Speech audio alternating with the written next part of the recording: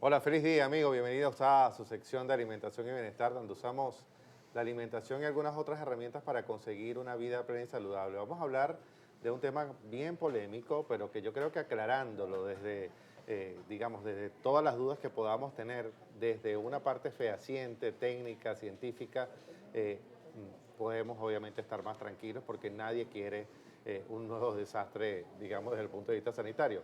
Vamos a hablar con el doctor Alfredo López, médico internista e infectólogo, acerca del hantavirus. Bienvenido, Alfredo, a La Tisana, bienvenido a Globovisión. Hola Domingo, gracias por esta invitación y es un placer estar aquí con toda tu audiencia. A ver, Alfredo, mira, lo más importante, yo creo que una de las cosas que normalmente nosotros queremos saber es qué es el hantavirus, es decir, hasta qué punto es un problema, pero básicamente qué es, a qué se define el hantavirus. Bueno, el hantavirus es una infección viral producido, valga la redundancia, por este virus denominado hantavirus, que porque su nombre viene de la región de Hantan en Corea del Sur y produce un cuadro infeccioso viral donde cuando se complica puede haber complicaciones pulmonares y hay otra variedad que tiene lo que es la forma hemorrágica con insuficiencia renal. Ok, normalmente cuáles son, digamos, las causas que pudiesen llevarnos a, evidentemente, padecer de este virus. Bueno, para contagiarse, pues por supuesto, valga la redundancia con hantavirus, es necesario el contacto con la fuente donde se encuentra el virus, No es tengo decir, pronto. la orina, las heces, la saliva de los roedores, porque ahí es donde está contenido el virus. No tengo el pronter. Y allí es donde indudablemente cuando la persona entra en contacto con las heces, la saliva y la orina de estos roedores a través de aerosoles se puede contagiar, inhalando pues por supuesto las partículas virales. Una de las cosas que queremos saber, ¿estamos en riesgo de, digamos, ante esta alerta mundial, estamos en riesgo la población en general de que esto se convierta en un gran problema? Realmente no. La respuesta fehacientemente es no. Y lo ha establecido la Organización Mundial de la Salud. Para que se dé una epidemia se necesita una serie de condiciones y la infección por hantavirus, perdón, no están dadas las condiciones para que se dé una epidemia. Y eso tiene una explicación muy clara. A ver, ¿cuáles son los síntomas iniciales que diferencian este virus de una gripe común, como por ejemplo la del COVID-19?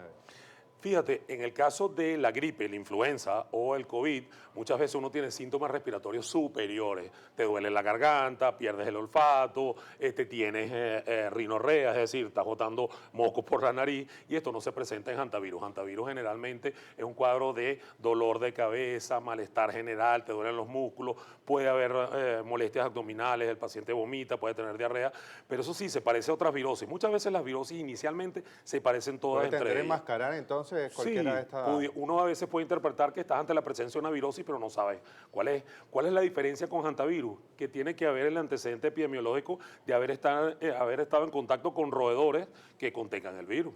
¿Cuánto tiempo puede transcurrir en una persona para que, una vez que se expone al virus, hasta que aparecen las primeras señales de alerta? Es decir, se contamina y aparecen las primeras señales.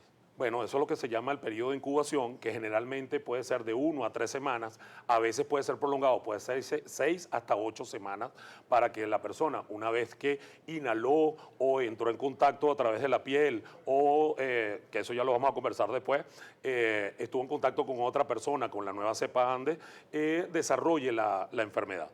¿Es posible el contagio, y creo que lo acabas de responder, pero quiero Ahondar un poco detenerme en más. esto, Ujú. el contagio de persona a persona o el riesgo se limita estrictamente al contacto con el animal?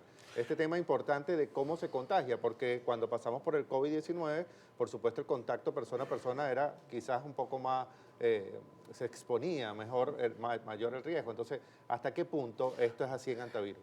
Primero, es importante, y ya tú que lo acabas de mencionar someramente, es que la tasa de contagio del hantavirus es baja, no es tan alta.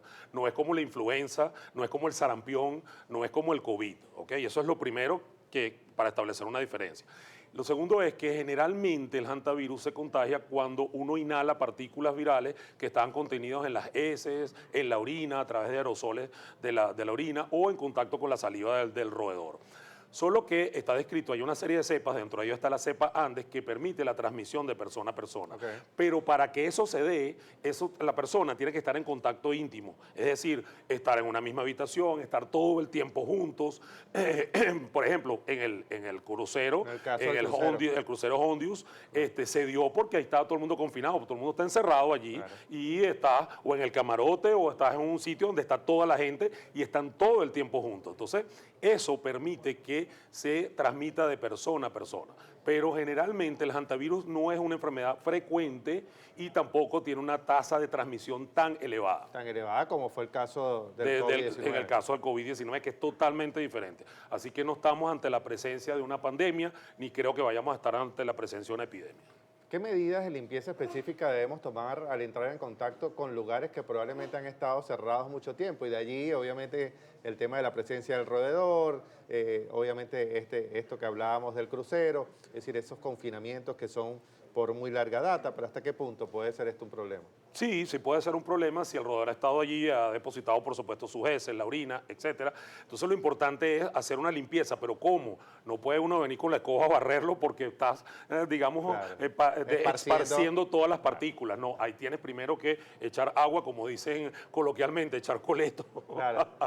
Para limpiar bien, dejar las ventanas abiertas, también para que todo eso se airee, por decirlo coloquialmente nuevamente, y establecer bien, por supuesto, una vez que si hay casos de hantavirus, usar medidas también de prevención, tapaboca, protección con los lentes, los guantes, todas esas cosas. Fíjate que yo creo que eso es un gran consejo para quienes nos ven en casa el día de hoy. O sea, si usted cree que hay presencia de roedores en su casa, limpie muy bien, trate por supuesto de desinfectar todo para que tengamos la mayor capacidad de hacer esto. A ver, correcto. Desde la infectología, importante, y te voy a traer un poquito a mi mundo, ¿qué papel juega el sistema inmunológico en un paciente bien nutrido ante la agresividad de este virus? ¿Qué tan importante es que el paciente tenga un estado nutricional óptimo o por lo menos en mejores condiciones? Bueno, si hay una condición específica en las enfermedades infecciosas es que un paciente debilitado desde el punto de vista inmunológico, nutricional, correcto, por supuesto puede desarrollar enfermedades mucho más severas y más complicadas. Entonces, es importantísimo y por eso cada vez que yo tengo un paciente así, yo te voy a llamar a ti, Domingo. Claro. Necesito que evalúes a ese paciente conmigo, claro, para mantener un buen estado nutricional e inmunológico, por supuesto. Tú sabes que existen muchos mitos con respecto a esto que me va a llevar a la siguiente pregunta, Alfredo, porque nos pasó en COVID. En COVID decían que el consumir alimentos ricos en vitamina C, bueno, como todo, era una vitamina para impedir probablemente el ataque de los virus, por fortalecer el sistema inmunológico, etcétera, etcétera.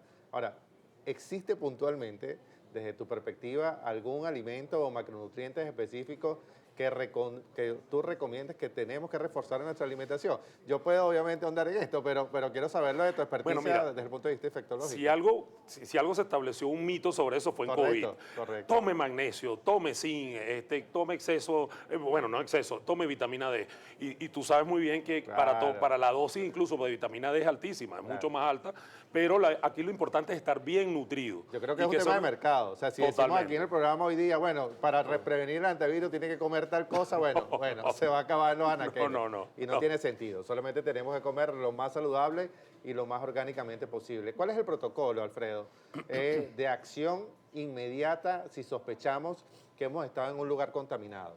Es decir, si una persona presenta síntomas como fiebre, malestar y ha estado en un sitio donde hay roedores, debe notificarlo a su médico inmediatamente y por supuesto el médico o la misma persona notificarlo a las autoridades sanitarias para establecer el alerta al principio y luego emplear el protocolo, es decir, hacer el diagnóstico. Si el diagnóstico se confirma, por supuesto la persona va a cuarentena, bajo observación, para ver si esa persona puede o no presentar complicaciones dependiendo de la forma en que se presente, si es la forma pulmonar o la forma hemorrágica con insuficiencia renal. Fíjate, tú dijiste algo al principio que quiero rescatar, que es que no estamos en riesgo de una nueva pandemia. Yo quiero resaltarlo para quienes nos ven en casa, porque una de las cosas que traemos este tema aquí en Alimentación y Bienestar el día de hoy es para dilucidar nuestros miedos, porque todos los tenemos, pero por supuesto dando información científica, valedera. Te pregunto nuevamente, ¿estamos nosotros en riesgo de pasar por una nueva pandemia en Venezuela y en el mundo? No, la respuesta clara es no.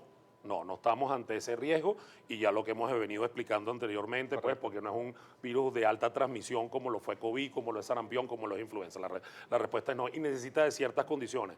Además que cuando una persona presenta una infección por hantavirus, inmediatamente se hace el diagnóstico y se hace el cerco epidemiológico. Y eso contiene indudablemente perdón, la enfermedad y la transmisión hacia otras personas. Claro.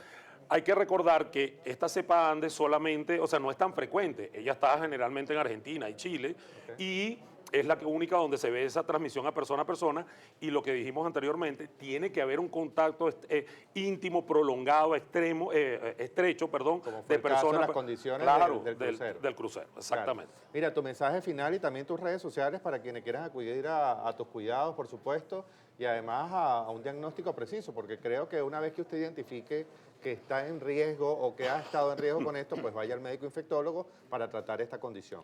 Bueno, mis redes sociales me pueden encontrar en Instagram como Dr. López Strauss, Strauss como el gin o como el músico, como Johann Strauss. Y mi mensaje final es, si usted presenta algún tipo de sintomatología, ya en general, no solamente porque haya estado en contacto con roedores, si usted presenta un malestar en general, fiebre, dolor de cabeza, cualquier síntoma, consulte a su médico, no se automedique, eso es bien importante. Importante esto, mira, yo creo que para cerrar esta valiosa entrevista yo quiero destacar que la prevención es nuestra herramienta más poderosa. Definitivamente el antivirus es una realidad que exige higiene, ventilación y una salud fortalecida desde adentro. Te agradezco profundamente, Alfredo, por habernos acompañado el día de hoy, a darnos con muchísima claridad en medio de la incertidumbre toda la información que necesitamos. Recuerden que cuidar lo que comemos y el entorno donde vivimos es la mejor medicina preventiva que existe. Recuerden además que pueden seguirme por mis redes sociales, @domingoporras en Instagram, de allí lo va a llevar al resto de mis redes para seguir siempre compartiendo información de interés nutricional que les sea de provecho. Muchísimas gracias por estar con nosotros. Gracias a ti, Domingo.